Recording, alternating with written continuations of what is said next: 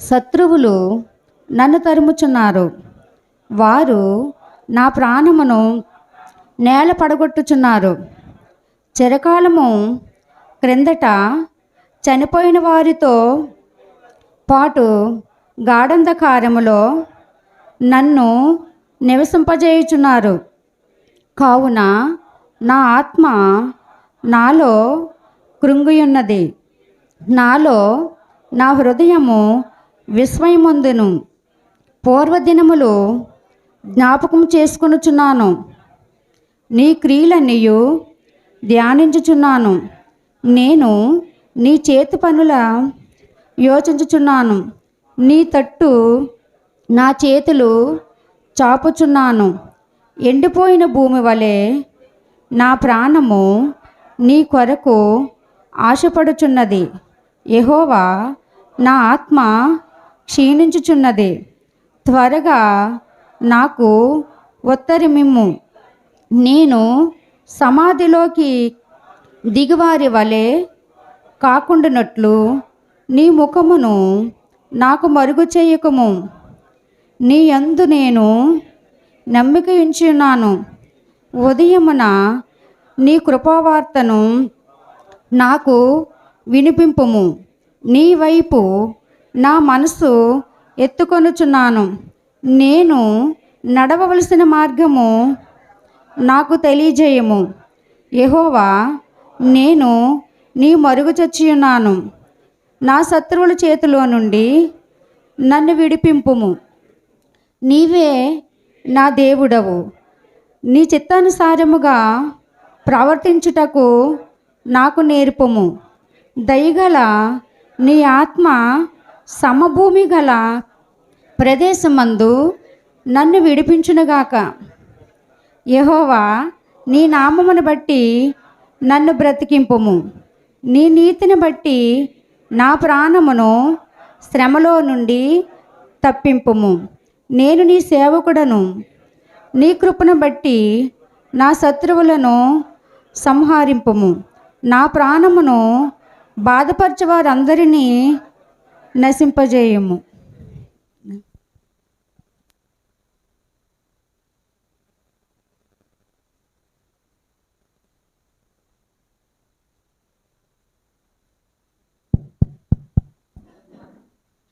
ప్రార్థన చేసుకుందామండి.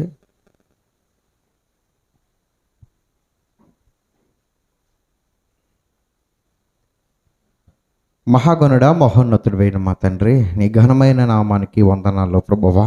ఈ సంవత్సరం అంతా నీ కృప చేత కాచి కాపాడారు, నీకు వందనాలు నాయన. ఈ చివరి రోజు మేమందరూ నీ సన్నిధిలో కూడుకుని ప్రభా నీ మాటలు వినడానికి ఇచ్చిన అవకాశాన్ని బట్టి నీకు వందనాలు. దీవించి ఆశీర్వదించండి, కృప చూపించి మహిమ పొందమని, మీరే మా యందుండు నాకును మాకుని నీ మాట నేర్పించమని యేసుక్రీస్తు వారితో పరిశుద్ధమైన నామములో అడిగి వేడుకుంటున్నాము తండ్రి, ఆమేన్. ప్రియ దేవుని వర్లారా, కూడి ఉన్న మీ అందరికి కూడా ప్రభువైన యేసుక్రీస్తు వారి అతి పరిశుద్ధమైన నామంలో నా హృదయపూర్వక వందనాలు తెలియజేస్తున్నాను. మరి ఈరోజు 31 అందరూ కూడా చాలా, మీరు చూసారా లేదు కానీ అన్నిటికీ ఆఫర్లు పెట్టే రేట్లకి అండి.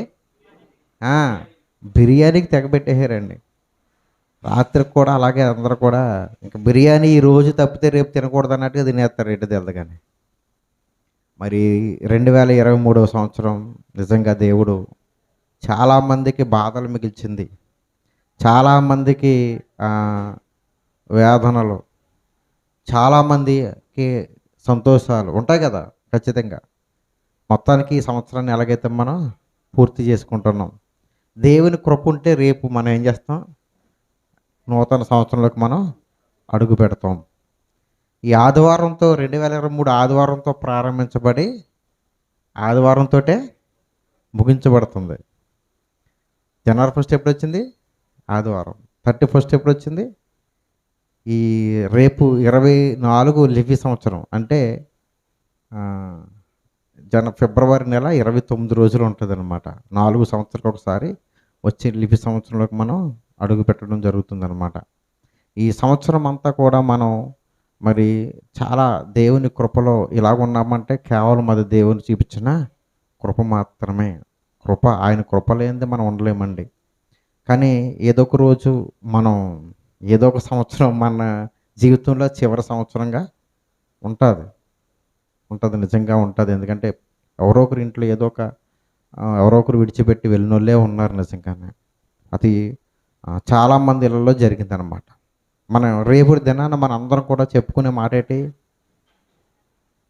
హ్యాపీ, సంతోషకరమైన రోజా, నూతన సంవత్సరం కదా, నూతన సంవత్సర శుభాకాంక్షలు చెప్పుకుంటాం. అందరూ రేపు చెప్పుకునేది ఏంటో తెలుసా? వాక్యం రాత్రి 12, కరెక్ట్గా 12 అలా దాటగానే హ్యాపీ న్యూ ఇయర్ చెప్పుకుంటాం. కొత్త ఏడు మొదలెట్టింది మన బతుకుల్లో కానీ పాటలు పాడుకుంటాం, చాలా అద్భుతంగా ఉంటాం. కానీ బైబిల్ని అడిగితే, అయితే పరిశుద్ధ గ్రంథంలో దేవుణ్ణి అడిగితే దేవుడు చెప్తున్న మాట ఏంటో తెలుసా? ఒకసారి చూడండి, ప్రసంగి గ్రంథం 1వ అధ్యాయము. ప్రసంగి గ్రంథం 1వ అధ్యాయంలో దేవుడు ఒక మాట చెబుతున్నాడు అందరికీ. 9, 10 వచనాల్లో మునుపు ఉండినదే ఇక ఉండబోవున్నది, మునుపు జరిగినదే జరగబోవున్నది, సూర్యుని క్రింద నూతనమైనది ఏదియూ లేదు. తప్పండి, ఇది నూతనమైనదని ఒకదాని గూర్చి ఒకడు చెప్పును అదియును మనకు ముందుండిన తరములలో ఉండినదే. అది ఏది ఏమి లేదంట సూర్యుని కింద, నూతనమైనది ఏమి లేదు. కానీ మనం ఏం చెప్పుకుంటాం? రేపొద్దున నూతన సంవత్సరం చెప్పుకుంటాం. దేవుని దృష్టిలో అది ఏం కాదు, అది నూతనమైనది ఏది కాదు. ఎందుకంటే మనం వెనకాల 2023 రేపు ఏం చెప్తుంది తెలుసా? ఏమని రాస్తాం? మన ఇంటి ముందు ముగ్గేమేస్తాం? 2023 ఏమంటాం? పాత సంవత్సరం అండి అంటాం. ఒకప్పుడు ఏం చేసాం మనం? కొత్త సంవత్సరం. ఇదే ఆదివారం అందరూ కూడా హ్యాపీ న్యూ ఇయర్ చెప్పుకున్నాం. 2023 హ్యాపీ న్యూ ఇయర్. రేపు అనగానే పాత సంవత్సరం అండి. మళ్ళీ కొత్తగా ఏం కనపడుతుంది మనకి? 2024. అది 365 రోజులు అవగానే అదేమవుతుంది? పాతదవుతుంది. అదే చెప్తున్నాడు దేవుడు. అది ఇంతకు ముందు ఎప్పుడూ జరిగేదే. ఇది నూతనంగా అంటూ ఏది ఉండదు. ఏది వచ్చినా కొత్తగా అది కొద్ది కాలం ఉండి అది మళ్ళీ ఏమైపోతుంది అంటే అది పాతదైపోతూ ఉంటుంది. ఫోన్ వచ్చిన కొత్తలో అమ్మో ఎక్కడో ఉండి మనం ఏం చేసుకుంటున్నాం? మాట్లాడేసుకుంటున్నాం. వచ్చిన కొత్తలో ఫోన్ ఎంత ఉండేదో తెలుసండి? సెల్యులర్ ఫోన్ ఎంత లావు ఉండేది, ఇంత పొడవు, జేబులో ఇటు ఇలా చేతి పట్టుకుని వెళ్ళి మాట్లాడుకునేవారు. రిసీవర్ ఉండేది, దానికి పెద్ద పెద్దలు ఉపయోగించేవారు కొత్తలో. తర్వాత చిన్న ఫోను. ఆ ఫోన్ పోయి ఏమైపోయింది తెలుసా? కెమెరా ఫోన్ రాగానే మనుషులు చూసుకుని మాట్లాడుకుని అమ్మో ఎంత కొత్తది అనుకుంటున్నాను. ఇప్పుడు ఎవరికైనా లెక్క ఉందా ఫోన్లు అంటే? ఎవరికైనా కొత్త ఫీచర్ ఏది వచ్చినా కానీ ఎన్ని రోజులు ఉంటుంది అది? కొంతకాలం ఉంటే బెస్ట్ అండి. వారం కన్నా ఎక్కువ లేదు మళ్ళీ. ఎందుకంటే ఈ రాగానే మరల ఏమవుతుంది కొత్తది అంటే? ఫోనుల్లో కూడా ఎందులో కూడా ఏం లేదంట, నూతనమైనది ఏది లేదంట. ఎక్కడ? సూర్యుని క్రింద ఉంటున్నది ఏది కూడా ఏం కాదంట, నూతనమైనది కాదు. దేవుడు ఎంత చక్కగా మాట్లాడతాడండి నిజంగా. నూతనమైనది ఏది లేదా ప్రభువా? ఏది లేదా అంటే మనుషులు అనుకుంటున్నది ఏది కూడా దేవుని దృష్టిలో ఏం కదంట, కొత్తది కాదు. ఎందుకంటే మీరు ఈరోజు కొత్తది అనుకున్నది రేపు అది పాతదవుతుంది. అది పాతదవుతుంది. ఎందుకంటే కాలం మనం చూసినట్లయితే అంటే సూర్యుడు ఈరోజు ఎలాగ ఉదయించాడు రేపు కూడా అలాగే ఉదయిస్తాడు. గడియారం చూడండి, గడియారం దాని బ్యాటరీ ఉన్నంతసేపు అది ఏం చేస్తుంటుంది? అది తిరుగుతూనే. దానికి తెలుసా సంవత్సరం మారిందని తెలియదు దానికి. బట్ నా బాధ్యత ఏంటి? తిరగడం. సూర్యుడి బాధ్యత ఏంటి? తిరగడం. ఈ కాలానికి మనం విభజించుకుని పెట్టుకున్నాం. కొంతకాలానికి తెలియాలి, మనిషికి తెలియాలి. కాబట్టి ఇన్ని సంవత్సరాలు నేను పుట్టానని, ఇన్ని సంవత్సరాలు నేను ఉన్నానని మనకు తెలియడానికి ఆ కాలానికి మనం ఏం చేసామంటే విభజించుకుని పేర్లు పెట్టుకున్నాం. ఇది సంవత్సర కాలము, ఇన్ని సంవత్సరాలని. కానీ కాలం ఏంటంటే దేవుడు చెప్పిన పని. సూర్యుడు చంద్రుడు ఏం చేస్తున్నాయి తెలుసు? ప్రతిరోజు క్రమం తప్పకుండా ఒక్క క్షణం అటు ఇటు కాకుండా ఏమవుతుంది? అది తిరుగుతూనే ఉంది. అంటే సూర్యుడు ఎప్పుడైనా లేటుగా వస్తాడా? అంటే ఈ ప్రకృతి చక్రములో ప్రతిదీ మనకు ఏమి నేర్పిస్తుందో తెలుసా? మాకు అప్పచెప్పిన పనిని మేము సక్రమంగా చేస్తున్నాము. మరి మనిషి, ఈ ప్రకృతి చక్రములో ఉంటున్న మనిషి తన పని మాత్రం ఏం చేస్తున్నా తెలుసా, వాయిదాలు వేస్తున్నాడు. రేపు చేద్దాం, ఈ వారంలో మనం మీ ఇళ్ళకు వచ్చి మేము ప్రార్థన చేస్తామన్నాం. మేమందరం వచ్చామా అంటే వచ్చామా? కుటుంబ దర్శనం చేద్దామని అన్నాం, మేము వచ్చామా? కొత్త సంవత్సరం వెళ్దామండి. కొత్త సంవత్సరం వస్తామండో, ఎందుకంటే కొత్తగా ఉంటాయి అన్నీ కదా. కొత్తగా పెళ్ళి అయినప్పుడు చూడండి ఎలాగ ఉంటుంది, అలాగ కొత్తగా ఉంటుందని తెగ చేసేస్తాం. ఒక నెల 2 నెలల తర్వాత మళ్ళీ మామూలే. చూడు, పెళ్ళికి ప్రీ వెడ్డింగ్ షూటింగ్కి వెళ్తున్నారు ఇప్పుడు అందరూ. పెళ్ళికి ముందు వెళ్తున్నారండి. ఎంత ఉత్సాహంగా ఉంటారు దేశాల్లో. అదే సంవత్సరం తర్వాత అది చూడడానికి కూడా ఇష్టపడరు. అది తెలుసండి, ఇష్టమా? పెద్దగా ఉండదు అదా, అప్పుడు అలాగ వెళ్ళాంలే, అంతే అయిపోయింది. అంటే మనిషి ఏది అనుకుంటే అది కొత్తదనం కాదు అసలు. కానీ కొత్తది ఏదన్నా ఉందంటే ఇది దేవుడు మాత్రమే చెప్పాలి. అది దేవుడు అన్నదే తప్ప కొత్తదే సూర్యుని క్రింద ఉన్నది ఏది ఏం కదంట, కొత్తది కాదంట. మరి సూర్యుని క్రిందది కొత్తది కాకపోతే మరి నూతనమైనది ఏది ప్రభువా అని దేవుని అడిగితే ఒకటి చెప్తున్నాడు. నూతనమైనవి అన్నీ ఏమున్నాయో తెలుసా? మీరు ఊహించలేంది ప్రతిరోజు కొత్తగా ఉండే ఒక ప్రదేశం ఏదంటే అదే పరలోకం. అందుకే ఆయన ఏమంటాడు, నూతన యెరూషలేము అన్నాడు. ఆయన ఏమన్నాడు? ఆయన నూతన యెరూషలేము. అక్కడ రోజు ఇలాగ ఉండదు. ఇలాగ లేవగానే అమ్మ మామూలు జీవితమే కదా, మామూలు పనే కదా. ఆ రోజు ప్రారంభించినప్పుడు ఆడవాళ్ళు ప్రతిరోజు అనుకునే మాట ఏంటి తెలుసా? చిచ్చి పొద్దున్న వచ్చేసిందా. ఎందుకంటే లేవగానే ఎక్కడికి వెళ్తారండి? ఆ వంటగదిలో ఆ ఎంగిలి గిన్నెలు ఇవన్నీ చూడగానే ఇదే నా జీవితం అని చిరాకుతో చాలామంది తిట్టుకున్న వాళ్ళు లేరా? అని ప్రతిరోజు కదా అనుకుంటాం కదా. కానీ అక్కడ అలాగ ఉండదట, యెరూషలేములో అలాగ ఉండదట.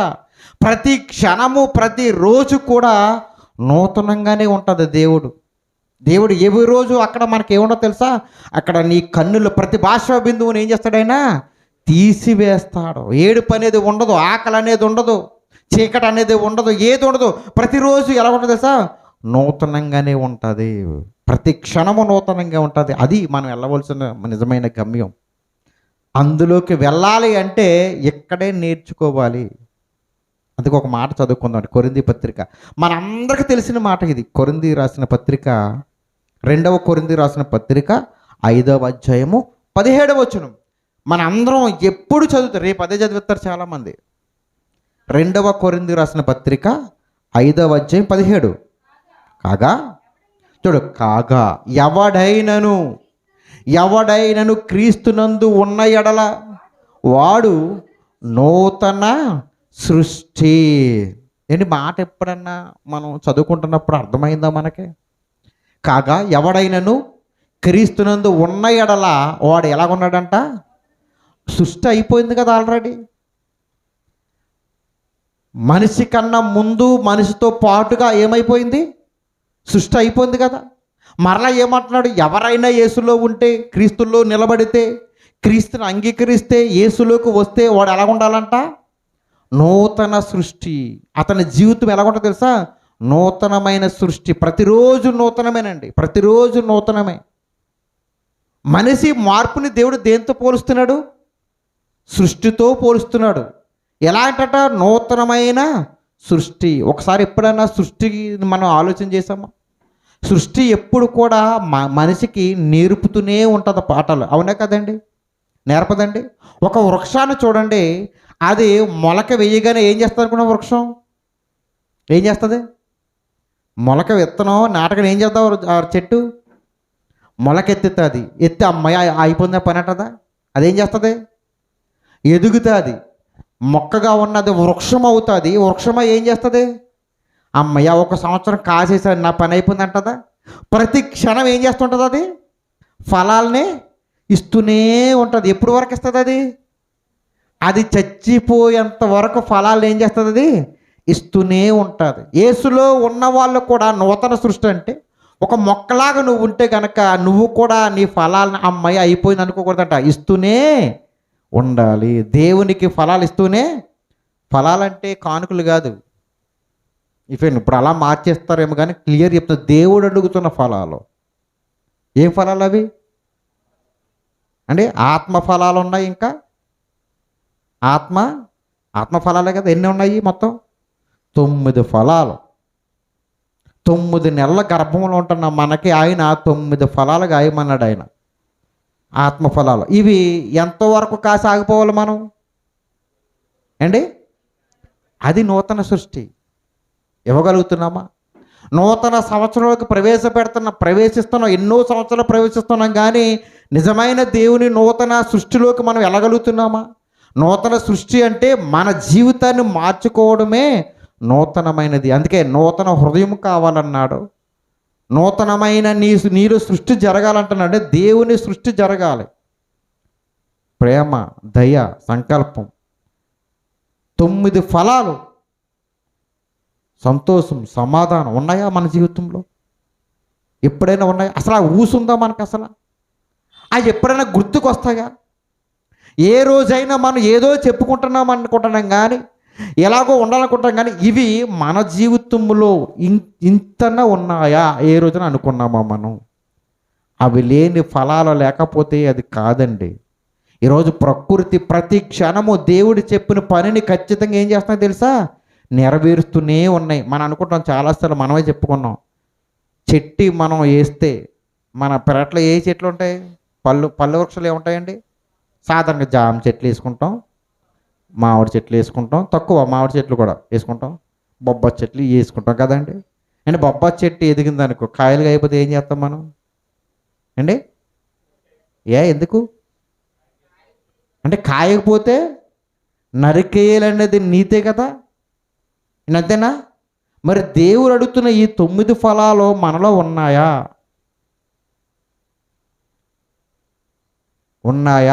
దేవుడు తీసేస్తాడండి అనుకుంటున్నారా? మీకు ఒక విషయం తెలుసండి, దేవుడు తీసేశాడు అంటే మన బ్రతుకు ఎంత దుర్భాగ్యం తెలుసా? ఇక్కడ నువ్వు కోటేశ్వరుడవు, లక్షల రూపాయలు ఇవ్వి దేవునికి, బట్ ఈ 9 ఫలాలు లేకపోతే గనక నువ్వు ఉండేది నరకం అన్న సంగతి నువ్వు మర్చిపోకు. ఈ 9 ఫలాలు మన జీవితంలో లేకపోతే కనుక నువ్వు ఖచ్చితంగా వెళ్ళేది ఎక్కడికో తెలుసా? నరకమే. నువ్వు ఇక్కడ ఎన్నన్నా పెద్ద పేరు తెచ్చుకో, ఇవి నాతో పాటుగా పెద్దగా నువ్వు ప్రసంగికుడు అవ్వు, లేకపోతే ఒక చర్చికి నేను సంఘ పెద్దనవ్వు, లేకపోతే నా చర్చికి నేను చాలా ఇచ్చేసానండి అన్నవ్వు, బట్ ఈ 9 ఫలాలు లేకపోతే దేవుడు చూస్తాడు నీలో ఫలాలు ఉన్నాయా అంటాడు. ఒక్కటి లేకపోయినా, ఒక్కటి తక్కువ వచ్చినా 9 లేనట్టే లెక్క. 10 ఆజ్ఞలోనంట ఒక ఆజ్ఞ మీరి 9 ఆజ్ఞలు చేసినా ఏం చేసినట్టంట? 10 ఆజ్ఞలు కూడా నువ్వు తప్పిపోయినట్లే. ఎందుకంటే ఒకదానికి ఒకటి ఏంటి తెలుసా? లింక్ అయి ఉంటుంది అనమాట. చైన్ ఒక్కటి తప్పినా కానీ మొత్తం చైన్ అంతా పనిచేయదు. అందుకే క్రీస్తులో ఉన్నవాడు మాత్రమే ఏం చేస్తాడు తెలుసా? నూతన సృష్టిగా దేవుడికి కావలసిన ఫలాలు అందిస్తాడు. ముందు మనం ఎవరిలో ఉండాలి? దేవునిలో ఉండాలి. మార్పు అనేది అక్కడ ప్రారంభం అవ్వాలండి. ఒకరోజు అపోస్తుడైన పౌలు గారు క్రీస్తులోకి మారిన వాళ్ళని ఏం చేశాడు? ఆయన చంపాడు, కొట్టేసి చంపడానికి వెళ్ళిపోయాడు అండి, అంతేనా? స్టెఫను మరణాన్ని పౌలు ఏం చేశాడు? ఆయన అంగీకరించాడు. చావడానికి ఇతను కరెక్ట్ అన్నాడు ఆయన కదా. కొంతకాలానికి క్రీస్తుని తెలిసిన తర్వాత అదే పౌలు గారు కొరింథీ 1:11 ఏమంటున్నాడు? ఆయన నేను క్రీస్తుని పోలి నడుచుకున్న ప్రకారం మీరు నన్ను నడుచుకోండి. ఒకరోజు క్రీస్తుని అసహించుకున్నవాడు ఈరోజు క్రీస్తుని నాలో చూడండి అంటున్నాడంటే ఎంత గొప్ప మార్పు అండి అది, ఎంత గొప్ప మార్పు. ఇంతకీ అపోస్తులైన పౌలు గారు మారిన కొన్ని 100 సంవత్సరాలకు అన్నాడు ఆ మాట. మారిన తర్వాత ఏ రోజు కూడా అతను ఆగలేదు. మార్పు చెందడానికి ప్రతిరోజు తను మార్చుకుంటూ వెళ్ళాడండి, నూతనంగా చేసుకుంటూ వెళ్ళాడు, నూతనంగా వెళ్ళాడు. మనకి ఆనందం లేకపోవడానికి గల కారణం ఏంటో చెప్పమంటారా? మనకు ఆనందం లేకపోవడానికి కారణం ఏంటంటే క్రీస్తు మనలో లేడు కాబట్టి ఆనందం ఉండడం లేదు. యేసుక్రీస్తు వారు మనలో ఉంటే ఎంత ఆనందం ఉంటుందంటే మీరు అనుకోవచ్చండి, ఎందుకంటే ఆనందం ఉంటుంది అనుకోవచ్చు. ఎంత ఆనందం ఉంటుందంటే ఆయన ఒకటే మాట చెప్పాడు. ఆయన అంతే ఒకటే మాట, ఒకవేళ ఎవరైనా మిమ్మల్ని కొట్టినా మీరేం చేయరో తెలుసా? క్షమించమన్నారా? కొడితే చూపించమన్నారా? అసలు థీమ్ మర్చిపోకూడదు ఎప్పుడు. నేను చెప్పేది ఏంటి? మత్తయి సువార్త చదవండి, 5వ అధ్యాయం 11-12 చదవండి ఒకసారి. చదవండి. నా నిమిత్తము జనులు మిమ్ములను నిందించి హింసించి మీ మీద అబద్ధముగా చెడ్డ మాటలెల్లా పలుకున్నప్పుడు మీరు ధన్యులు. ఏం చేయాలంట అప్పుడు? ఏం చేయాలి? సంతోషించి, అది కొట్టితే ఇక్కడ ఇది కాదు, ఇది కొట్టినే ఉంటున్నా ఏం చేయాలంట? సంతోషించి ఆనందించండి. ఎవరైనా తిట్టారా? సంతోషించి ఆనందించండి. ఉందా? ఎందుకు తెలుసా? ఆనందం ఎలాగొస్తుందో తెలుసా? క్రీస్తులో ఉన్నవాడు మాత్రమే చేసి ఈ ఆనందం ఎలాగొస్తుందో తెలుసండి. ఈ ఆనందం ఎంత గొప్పది అంటే, ఈ దెబ్బలు కానీ ఈ మాటలు కానీ మనకి ఎక్కడికి మెట్లుగా ఉంటాయో తెలుసా? పరలోకానికి మెట్లు. నేను తిడుతున్నారా? అన్యాయంగా తిడుతున్నారా? అమ్మయ్య నీకు ఎంత వందనాలు తల్లి, నాకేం వేసావు నువ్వు? ఒక్కొక్క మెట్టు వేసుకుంటూ వెళ్ళావు. ఆనందపడిపోతూ ఉండాలి. ఎన్ని శ్రమలు వస్తే పరలోకానికి వెళ్ళిపోవడానికి మనం అంతా దగ్గర. అప్పుడు ఎంత ఆనందంగా ఉంటుంది చెప్పండి. ఈ లోకంలో ఏది మనకి శాశ్వతము కాదు, ఏది నూతనము కాదు. నీకు అందుకే మనకి పిల్లలు పుట్టగానే ఏం చేస్తాం మనం? ఎత్తుకొని ఎంత ఆనందపడిపోతామండి. ఎంత ఆనందం అంటే అబ్బో అంటాం. ఒక 20 సంవత్సరాల తర్వాత ఆ న్యూస్ ఏమంటాం మనం? ముందు ఆనందం ఉంటుందా? ఏం చేస్తాం అసలు? ఎందుకండి 7వ సంవత్సరమో 8వ సంవత్సరాలు కుదురు ఉండకుండా అది పొగటితే ఏం చేస్తాం? ఈ విమానం మోతెక్కిచ్చేస్తాం. అంతేనా? మామూలుగా ఉండదు. చాలాసార్లు చిరాకు రప్పితే ఏమంటా? అనవసరంగా నేను అన్నానరా అంటాం మనం. మరి ముందు పుట్టగానే చూసారా, మనిషి ఏది ఎందులో కూడా ఆనందం ఉండదండి. ఎందులో ఉండదు. తాత్కాలికమైన ఆనందం. ఇక నిజమైన ఆనందం, నిజమైన నూతనత్వం ఎక్కడ ఉంటుందంటే ఒక్క పరలోకములోనే. అందుకే నూతన యెరూషలేము మీ కొరకు ఎదురు చూస్తుందయ్యా. అక్కడ 2024 అని 2025 అని 2026 అని ఏమీ ఉండదు. ఎందుకంటే కాలము లేని ఒక మహాలోకం అది. ఇక్కడ క్యాలెండర్లు ఏమో, మన క్యాలెండర్ కొట్టించారు కదా, ప్రతి సంవత్సరం కొట్టించుకుంటున్నాం కదా. ఇక్కడ క్యాలెండర్లు ఏమో, ఇప్పుడు కొత్త క్యాలెండర్ అంటారు అందరు. రేపు పొద్దున్న ఏమంటారు? కొత్త క్యాలెండర్ అంటారు. తర్వాత మన ఇంట్లో కూడా క్యాలెండర్ ఎన్ని రోజులు చూస్తుంది తెలుసా మనం? చెప్పండి. ఇప్పుడు ఉందా? పోయిన సంవత్సరం క్యాలెండర్ ఉందా ఎవరి ఇంట్లో అన్నా? ఉందా? అందరిలో ఉండవు. ఇప్పుడు రేపు పొద్దున ఏం చేస్తారు చెప్పమంటారు? క్యాలెండర్ ఆ పేపర్లు చింపి ఎక్కడ వేసుకుంటాం మనం? కింద కాదు, సెల్ఫుల్లోకి అవసరానికి ఉపయోగించుకుంటాం. అంతేనా? చాలామంది చేసే పని నేను చూసాను కాబట్టి చెప్తున్నాను. అంటే నూతనమైనది మనిషి అనుకుంటున్నది ఏది కాదు. ఒకటి అనుకోవాలి, మన మార్పే దేవునికి నూతనమైందండి. ఆ మార్పు లేని రోజున నువ్వు పాతే. యేసుక్రీస్తు తండ్రి అయిన దేవుడు ఎంత నూతనంగా చూడాలనుకుంటుంటే మనల్ని, మీ పాతవన్నీ నేను ఏం చేస్తాను? మర్చిపోయాను, క్షమించాను. చేసే ప్రతి తప్పు నేను క్షమిస్తూ ఉన్నాను. అలాగ నువ్వు చచ్చిపోయి ఎంతవరకు క్షమించాలంటే అది కరెక్ట్ కాదు. మనం కూడా కరెక్ట్ అండి. ఇన్ని ప్లాన్లు వేసుకున్నామండి పోయిన సంవత్సరం. ఏం రాజుగారు ఏం చేద్దాం అనుకుంటే ఎన్ని అనుకున్నామండి? జరిగాయండి. మరలా రేపు వేసేసుకుంటాం మనం. మామూలుగా కదా, ఇంకా పుస్తకాలు పేపర్లు తెచ్చుకొని ఈ సంవత్సరం చూడండి ఎరగదీసేస్తానంటాం. మరలా నేను అనుకుంటాను మార్పు. ఎవరైనా తాగుబోతులు చాలామంది ఈ రాత్రి ఏం చేస్తారో తెలుసా? ఏం చేస్తారో? నేను ఇక్కడి నుంచి ఏం చేయను, తాగను. జనవరి 14వ తారీఖు వరకు ఆ మాట నిలబడి ఉంటుంది. తర్వాత ఏం మొదలవుద్ది? సంక్రాంతి పండగ రాగానే అంతే, అందరూ కూడా డోలీ అంతని. అంతేనండి. అందరితో పాటుగా మామూలే పండగలో కలిసిపోతుంది ఇదంతా. చేద్దాంలే అండి. అంటే నేను ఎందుకు ఈ మాట గుర్తు చేశాను అంటే, దేవుడు ఆనందపడే జీవితం కావాలండి. ఎప్పుడైనా మనిషికి ఆనందపడే జీవితం మనకు కావాలి. అందుకే ఇంకొక మంచి మాట చదువుకుంది. ఎబ్రీ రాసిన పత్రిక నూతనమైన దాంట్లోకి ఎలాగ ప్రవేశించాలో దేవుడు చెప్తున్నాడు. ఎబ్రీ రాసిన పత్రిక 10వ అధ్యాయం 19వ వచనం చూడండి. నూతనమైన దేవుడు ఎలాగ ఏర్పాటు చేశాడు చూడండి అక్కడ. ఎబ్రీ పత్రిక 10వ అధ్యాయం 19వ వచనం, సహోదరులారా, యేసు మన కొరకు ప్రతిష్ఠించిన మార్గము అనగా నూతనమైనది, జీవము గలది, ఆయన శరీరము అను తెర ద్వారా ఏర్పరచబడి ఉన్న అయిన మార్గమును ఆయన రక్తము వలన పరిశుద్ధ స్థలమునందు ప్రవేశించుటకు మనకు ధైర్యము కలిగి ఉన్నది. నూతనమైనది దేవుడు ఒకే ఒక ఏర్పాటు చేశాడు. నూతన సృష్టిలోకి మనం వెళ్ళాలంటే ఒకే ఒక మార్గం అంట. అది ఎలాగ ఏర్పాటు చేశాడంట? ఆయన శరీరమును సహోదరుల యేసు మన కొరకు ప్రతిష్ఠించిన మార్గము అనగా నూతనమైనది జీవము గలది ఆయన శరీరమును తెర ద్వారా ఏర్పాటు చేయబడిన యేసుక్రీస్తు మరణము ద్వారా మనకు ఏర్పాటు చేసిన ఏంటి తెలుసా? నూతన మార్గము. అదే నూతన మార్గం అంటే ఆ మార్గములో మనం ఉంటే ఎక్కడ తీసుకెళ్తుంది? నూతన యెరూషలేములోకి తీసుకెళ్తుంది, అంటే పరలోకములోకి తీసుకెళ్తుంది. యేసుక్రీస్తు మరణము మన కొరకు అన్న విషయము మనకి ప్రతి క్షణము ఈ గుర్తయి ఉండాలి, గుర్తు పెట్టుకోవాలి. ఖచ్చితంగా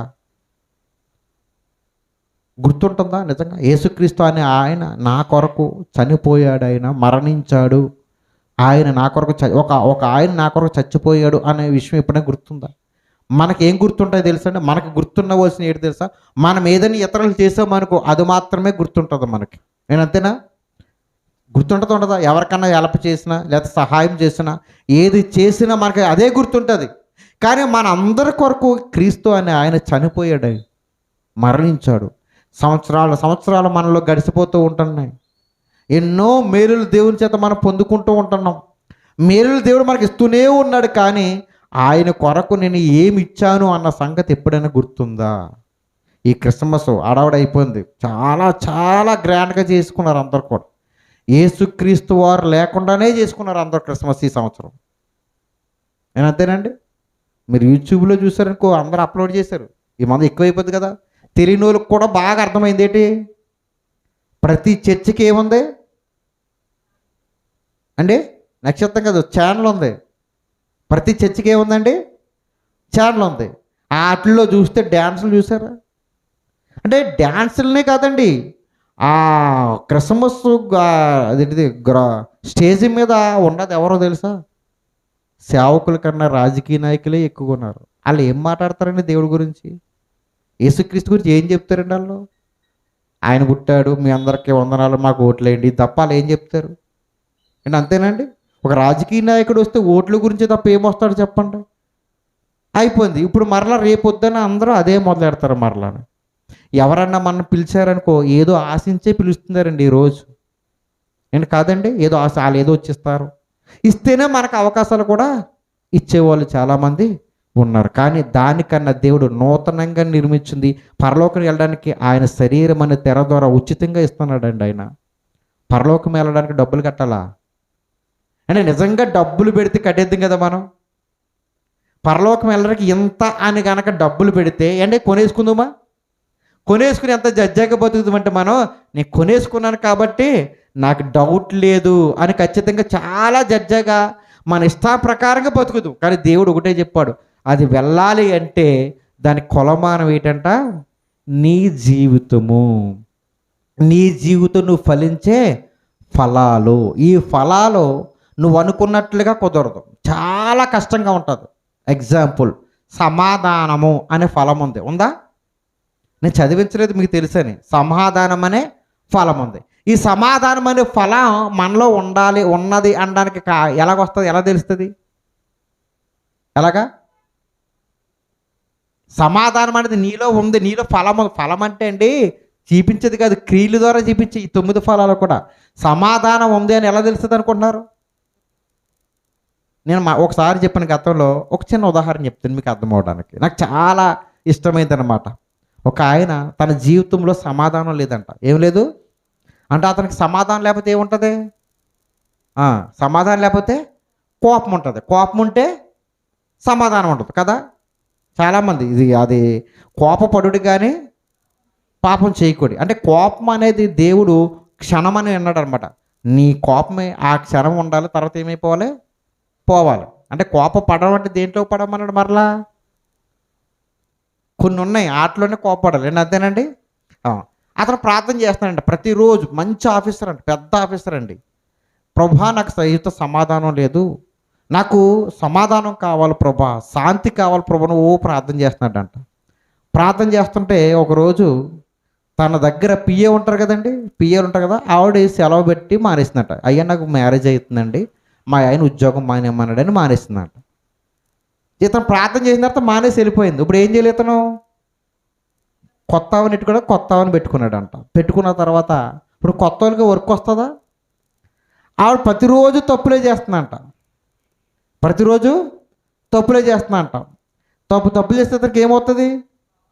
ఇంకా ఎక్కువ కోపం వచ్చి కోపం పడిపోయి ఇంటికి వెళ్ళి ఏం చేస్తానంటే ఇతను దేవుడికి ప్రార్థిస్తాడు. ప్రభా నాకు సమాధానం దయచే ప్రభా అంటున్నాడంట. ఒకరోజు ప్రభా నాకు సమాధానం నువ్వు జవాబు చెప్పంటే దేవుడు డైరెక్ట్గా వచ్చి అన్నాడంట, నీకు నేను సమాధానం ఇచ్చినయ్యా, నువ్వు తీసుకుంటాం లేదన్నాడంట. అదేంటి ప్రభు ఎలాగిచ్చావంటే, నీ పిఏకి నువ్వు ప్రార్థన చేయగా నీ ప్రార్థన విని నీ పాత పిఏకి నేను మ్యారేజ్ సెట్ చేసి పంపించేశాను. ఎవరిని పంపించాను? ఇప్పుడు కొత్త పిఏని పంపించాను. ఆమె తప్పులు చేస్తున్నప్పుడు నీకు సమాధానం ఉంటే ఏం చేయాలి? నువ్వు శాంతంగా చెప్పాలి. అప్పుడే నీకు ఏమున్నట్టు? సమాధానం. అంటే సమాధానం అంటే నేను ఇచ్చేది కాదు, నీలో నుండి నువ్వేం చేయాలి? పెంపొందించుకోవాలి. మీకు అర్థమైందా నేను చెప్పింది? అంటే మనం ఏది అడిగినా ఏదో ఒక రూపంలో దేవుడు మనలో నుంచి తీసుకెళ్తాడు తప్పించి, నాకు ఎలాగోలాగా ఈ ప్రభు అంటే ఎవరో వచ్చి నీకు మధ్యలో కూర్చోబెట్టి అన్నారు. మీకు అర్థమైందా? మనలో నేనే తీసేశాను. ఆమె తప్పు చేసినప్పుడు నువ్వేం చేయలేదు తెలుసా? ఆ తప్పు అమ్మ అలా కాదు, ఇగో ఇలాగ చెయ్యాలని నువ్వు ఎప్పుడైతే సమాధానంతో చెప్తావో అప్పుడు నీలో ఏం ప్రారంభమవుతుంది అంటే నెమ్మది ప్రారంభమవుతూ ఉంటుంది. జాజాగా ఏం పోతుందంట? కోపం పోతూ ఉంటుంది. కోపడుతూ ఉండి తీసేయమంటే ఎలా తీస్తాడు? దాన్ని తగ్గించుకోవాలంటే నీకు దాన్ని తగ్గట్టు కావాలి. మీకు మీ అందరికీ ఇనే ఉంటారు. ఇంతకుముందు చాలామంది చెప్తారు ఈ ఉదాహరణ. ఒక ఊరికి పెద్ద తుఫాను వచ్చిందంట, పెద్ద తుఫాను. అందరూ కూడా ఏమైపోతున్నారంట? వెళ్ళిపోతున్నారంట. అంటే రెక్యూ టీం ఉంటుంది కదా, తీసుకెళ్ళిపోతున్నారంట. పడవల మీద వచ్చి తీసుకుపోతున్నారంట, సురక్షిత ప్రాంతానికి తరలిస్తూ ఉన్నారంట.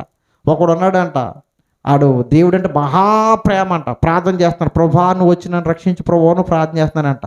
ఆ మధ్యలో ఆ టీం వాళ్ళు వచ్చి, బాబు రా తుఫాన్ ఎక్కువైపోతుంది, పడవ ఎక్కి వెళ్ళిపోదాం అంటే, బట్ నేను ఎలా రాను, దేవుడు నన్ను రక్షిస్తాడు అన్నాడంట. వాళ్ళందరూ తీసుకెళ్ళిపోయారు. రెండోసారి వచ్చారంట, మూడోసారి వచ్చారంట, నాలుగోసారి వచ్చారంట, ఐదోసారి వచ్చారంట. ఇతను ఏమంటాడు? ప్రార్థన చేస్తే ఏమంటున్నాడు ఇతను? దేవుడు వస్తాడు, మీరెవరు రాకూడదు అన్నాడంట. ఎవరికి తుఫాన్ ఎక్కువైపోయింది, వరద ఎక్కువై చచ్చిపోయాడంట. చచ్చిపోగానే కోపంతో దేవుడి దగ్గరికి వెళ్ళిపోతున్నాడంట, ప్రభువా నేను నిన్ను నమ్ముకున్నాను కదా, ఎందుకు ప్రభు నన్ను ఇలా కాపాడలేదంటే, అప్పుడు దేవుడు అన్నాడంట, అదేంటి ప్రభు నేను 6 సార్లు పంపించాను కదా నీ దగ్గరికి, 6 సార్లు నేను వచ్చాను కదా, బట్ నువ్వెందుకు ఎక్కలేదని అడిగాడంట. అంటే మనం అనుకుంటాం దేవుడు ఎలాగ చేస్తాడు మన సహాయం వేరేలాగా చెయ్యాలి అనుకుంటాం, కానీ నీకు చాలా ఈజీగా దేవుడు సొల్యూషన్ పంపుతాడు, చాలా ఈజీగా నీకు సమాధానం పంపుతాడు. దాన్ని గ్రహించుకోవడానికి మనం చాలా నేర్పుతూ ఉండగలగాలన్నమాట, చాలా నేర్పుతూ. ఈరోజు చాలామంది అలాగే ఉన్నారు తెలుసా?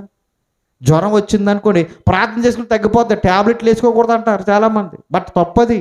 ఏంటి అలాగే చాలామంది ఏమైపోతుంది తెలుసా? నాకు తెలుసండి, ఒక ఆవిడ చాలా డబ్బున్న ఆవిడ, నేను బైబిల్ ట్రైనింగ్ అవుతున్న రోజుల్లో బాగా ఆవిడ పాస్టర్లు అంటే వాళ్ళ ఇంట్లో ఆవిడ ఒక్కడే మారింది, చాలా డబ్బున్న ఆవిడ. వాళ్ళ ఇంట్లో ఆవిడ మాత్రం మారింది. పాస్టర్ సేవకులు అంటే చాలా డబ్బులు ఇచ్చేది. విజయనగరంలో జరిగింది ఇది.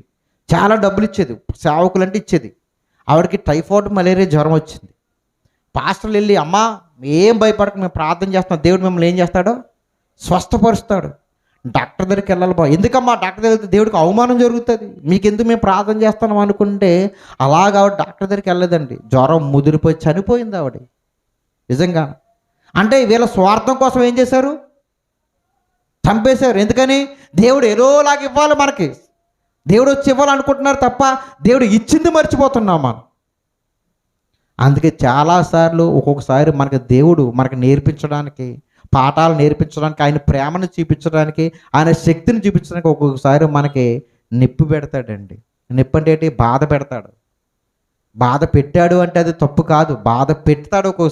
ఒక్కోసారి సంతోషాన్ని ఇస్తాడు, ఒక్కోసారి చాలా నువ్వు ఊహించలేవు, అమ్మో ఎంత గొప్ప నాకు సహాయం జరిగిందా అంటే ఊహించలేని స్థితికి తీసుకెళ్ళిపోతాడు. ఒక్కొక్కసారి ఎక్కడ తీసుకెళ్తాడు దేవుడు తెలుసా? పాతాళంలో కూర్చోబెడతాడు. బట్ దేవుడు నీ యందు అది ప్రేమ అంతే. అందుకే ప్రవక్తలు అందరిలో చాలా అద్భుతంగా, చాలా ఉన్నతంగా సేవ చేసిన వాళ్ళు ఉన్నారు, చాలా దుర్భాగ్యమైన జీవితంలో సేవ చేసిన వాళ్ళు కూడా ఉన్నారు. చాలా దుర్భాగ్యమైన జీవితాలు చేసిన సేవకుడు ఎవరు? బైబిల్ పరిశుద్ధ గ్రంథంలో ఇర్మియా భక్తుడు. ఇర్మియా భక్తుడు జీవితంలో తన జీవితం ఎంత కష్టం అంటే నిజంగా అండి. ఏంటి 3 సంవత్సరాల కాలంలో 3 అడుగులు గొయ్య, 12 అడుగుల లోతు, 12 అడుగుల లోతు, 3 అడుగులు గొయ్య ఎంత ఉంటుందండి? 3 3 ఎంత ఉంటుంది? అందులో ఉంచేశారు. 1కి 2కి అందులోనే భోజనం, అందులోనే గోతులో పరిచర్యలో ఉన్నాడండి. చాలా దుర్భావం. అతని జీవితంలో ఒక్కరోజు కూడా ఏం లేదు తెలుసా? సంతోషం లేదు. పెళ్లి చేసుకుంటాను ప్రభు అంటే దేవుడు ఏమన్నాడు తెలుసా? పెళ్ళొద్దు, నువ్వు చేసుకోవద్దు అన్నాడు.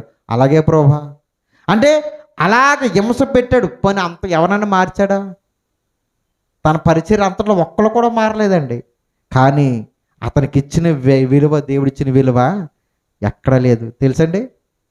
కొత్త నిబంధనలో కూడా ఆయన పేరు మోషే. ఎవరు వచ్చారు మాట్లాడడానికి? ఎంత గొప్ప పేరు ఇచ్చాడు తెలుసు. ఇర్మియా అంత మహానుభావుడు అండి నిజంగా. అంటే ఒక్కొక్కసారి నిన్ను బాధ పెడతాడు దేవుడు. ఎంత బాధ అంటే నేను తట్టుకోలేను ప్రభా, అయినా నిన్ను బాధ పెడతాడు దేవుడు. అది బాధ పెట్టాడంటే అది నీ మేలు కొరకు ఎప్పుడు కూడా చాలా నేర్పిస్తూ ఉంటాడు. అందుకే నూతనమైన ఆయన మార్గంలోకి వెళితే కనుక ఇవన్నీ మనం ఉండాలంటే, మన క్రియలు చూపించాలంటే, మన ఫలం చూపించాలంటే ఇన్ని భరిస్తూనే ఉండాలి. సమాధానం కానీ మీకు ఒకవేళ అనుకోవచ్చు, ఏంటంటే బాబు దేవుడు వచ్చిన తర్వాత మాకు అన్ని కష్టాలు వస్తున్నాయి. కష్టాలు వస్తున్నాయి అంటే నువ్వు పరలోకానికి ఎలా ఉన్నట్లు తెలుసా? దగ్గరగా ఉన్నట్లు. కష్టాలు ఎప్పుడు నువ్వు సనుక్కోకూడదండి. ఏ రోజు సనగకూడదు. అసలు ఏ రోజు సనగకూడదు. ఆయన చెప్పిన మాట చెప్పినట్లుగానే చెయ్యాలి. ఒక్కొక్క ఉదాహరణ చెప్పి నేను ముగిస్తాను. మోషే గారి గురించి జ్ఞాపకం చేసుకోవాలి మనం. మోషే జీవితంలో ఆయన మొన్న వారం కూడా ఈ మాట వచ్చింది. నాకు చాలా ఇష్టమైన మాట. దేవుడు ఏం చెప్పాడు తెలుసా? నువ్వు ఆ బండ దగ్గరికి వెళ్ళి ఏం చేయమన్నాడు? ఆయన ఏమన్నాడు? మాట్లాడు అన్నాడు. అప్పుడు మోషే గారు ఏం చేశారు? కొట్టారు కదా. ఒక మాట ఆలోచించాను. దేవుడు ఏమన్నాడు? నువ్వు ఎక్కడికి వెళ్ళావు? పరలోకమా? పాలు తేనెలు ప్రవహించే దేశానికి నువ్వు వెళ్ళావు చూపించాడు దేవుడు కదా. ఎందుకంటారు అలాగా? ఎందుకు జరిగిందంటారు? చాలాసార్లు ఆ మాట చదివిస్తాను ఎప్పుడన్నా. చాలాసార్లు అడిగాడంట మోసే, ప్రభా నేను వెళ్తానంటే నువ్వు దాని గురించి మరలా నాతో మాట్లాడొద్దు అన్నాడంట. ఉదాహరణకి మీరు అందరూ ఉన్నారు, సంతోష్ ఉన్నాడు, శ్యామ్ గారు ఉన్నారు ఉదాహరణకి. ఇప్పుడు ఒక పని అప్పచెప్పారు వాళ్ళ అబ్బాయికి, అతనికి ఇష్టం లేదు చేయడం. అప్పుడు కానీ చేయడానికి వెళ్తున్నాడు అనుకో, ఆ కోపాన్ని ఆ తలుపుని తప్పమని కొట్టాడు అనుకో, ఎవరిని కొట్టినట్టు అండి? అంతే కదా. ఆయన ఏం అనలేక దేని మీద చెప్పాడు ఆయన కోపం? శ్యామ్ గారిని ఏం అనలేక ఆ అబ్బాయి కోపం దేని మీద చూపించాడు? తలుపు మీద చూపించాడు. మోషే గారు దేవుని ఏం అనలేక కోపం దేని మీద చూపించారు? ఆయన బండ మీద చూపించారు. అంటే ఎవరిని కొట్టినట్టు? అది దేవుని కొట్టినట్టు. అంటే మనం చాలాసార్లు మనకు వస్తున్న శ్రమలను కానీ మనం ముందున్న సవాళ్ళని ఎదుర్కోలేక ఒక్కోసారి మనం ఏం చేస్తాం తెలుసా? తెలియకుండానే దేవుని అవాయిడ్ చేస్తామండి. అది కరెక్ట్ కాదు. ఆయన ఏది చేసినా మనం మేలు కొరకేనండి. నేను బాధ పెట్టినా, నీ దగ్గర నుంచి విలువైనది లాగేసుకున్నా, నీ ఇంట్లో చాలా విషాదాన్ని పెట్టినా, లేకపోతే నీకు మేలు చేసినా అవన్నీ కూడా మన మేలు కొరకన్న సంగతి మర్చిపోవాలి. నూతనంగా అన్నది ఏది లేదు, మరలా మామూలే. రేపు ఈ టయానికల్లా అన్నీ ఏమైపోతాయి? అయిపోతాయి. బిర్యానీ అయి తినేస్తాం, కొత్తగా అన్నీ అయిపోతుంది, ఏమీ లేదు. కాబట్టి మన జీవితాలు నూతనమైనది ఒకటే, మన మార్పే దేవునికి నూతనమైనదికే. నూతన సృష్టి క్రీస్తులో ఉన్నవాడు ప్రతిరోజు ఎలాగుంటాడంట? నూతన సృష్టిగా ఉంటాడు. పరలోకంలో ప్రతిరోజు నూతనంగానే ఉంటాడు తప్ప భూమి మీద ఏది కూడా నూతనమైనది ఏది లేదు. ప్రార్థన చేసుకుంటాం. మహాగణుడైన మా తండ్రి, నీ ఘనమైన నామానికి వందనాలు చెల్లించుకుంటున్నాం ప్రభువా. ఇంతవరకు మీరు నాతో కూడా మీరు మాట్లాడారని నేను నమ్ముచున్నాను. అవును ప్రభువా, మాకు ఈ సృష్టి ఎలాగైతే ఫలాలు ఇస్తుందో అలాగే మా జీవితంలో మీరు ఇవ్వమంటే నా 9 ఫలాలు మేము కాయులాగా సహాయం తెచ్చండి. నష్టాల్లో కష్టాలు ఈ సంవత్సరం అంతా ప్రభువా ఇరుకులు ఇబ్బందుల్లో నడిపించారు ప్రభువా. అయినా మమ్మల్ని బ్రతికించారు, నీకు వందనాలు నైనా. ఇదిగో నాయన 2024లోకి ఒకవేళ మేము అడుగు పెడితే అయినా నీ కొరకు కాదు కానీ ప్రభు ఒక మంచి ప్రణాళికతో ముందుకెళ్ళి వెళ్ళడానికి, ఆ కార్యక్రమం చేయడానికి సహాయం తెచ్చండి. వింటున్న ప్రతి మాట మా హృదయాల్లో నాటబడి ముందుకెళ్ళే భాగ్యాన్ని మాకు దయచేయమని మా ప్రభుని ప్రియకుమారుడును నజరేయుడైన యేసుక్రీస్తు వారి పరిశుద్ధమైన నామములో అడిగి వేడుకుంటున్నాము తండ్రి.